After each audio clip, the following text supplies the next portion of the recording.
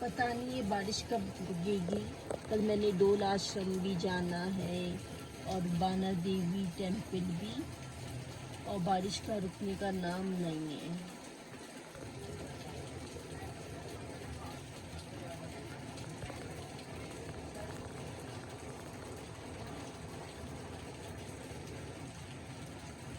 बहुत तेज बारिश हो रही है, लेकिन बाजार क्लीन हो गई है बारिश की वजह से।